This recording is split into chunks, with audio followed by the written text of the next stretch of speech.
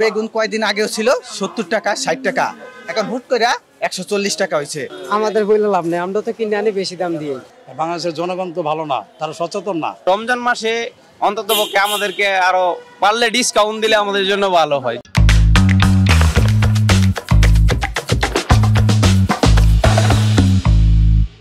Feature 360 পথের পাঁচাল আপনাদের সবাইকে স্বাগত। আজকের বিষয় হচ্ছে মাহে রমজানের দ্রব্যমূল্যের ঊর্ধ্বগতি হচ্ছে কেন। চলুন জেনে আসি এই ব্যাপারে মানুষের কি মতামত।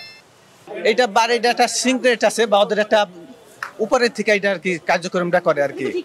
এটা ঠিক না, এটা পদক্ষেপ নেবে কে? সবাই মুখ দিয়ে বলে কিন্তু কেউ এটা পদক্ষেপ নেয় না। মানুষকে চুষে টাকা নিচ্ছে অনেক দোকানদাররা সিন্ডিকেট করে তারা মানুষকে হয়রানি করতেছে, তারপর অনেক দাম বেশি নিতে আছে। এই ধরনের আর কি বলার আছে, বলতে গেলে মানুষের কাছে খুব খারাপ। এখন যখন রমজান আসে ওই সময় যখন যে সবকিছুর দাম বেড়ে যায়, ওই সময় দেখা গেছে যে আমাদের উপর একটা মানে চাপ চলে আসে। দেখা গেছে যে আমার একটা বাজেট আছে যে মাসে আমার 15,000 টাকা আমার মানে ফ্যামিলি নিয়ে আমি বাসা ভাড়া দিয়া কভার করতে পারবো। তো রমজান মাসে এটা মানে আমাদের জন্য চাপ হয়ে যায়। দেখা গেছে জিনিসপত্রের দাম বাইরে যাওয়াতে আমাদের ওই 15,000 টাকায় মানে কভার হয় না।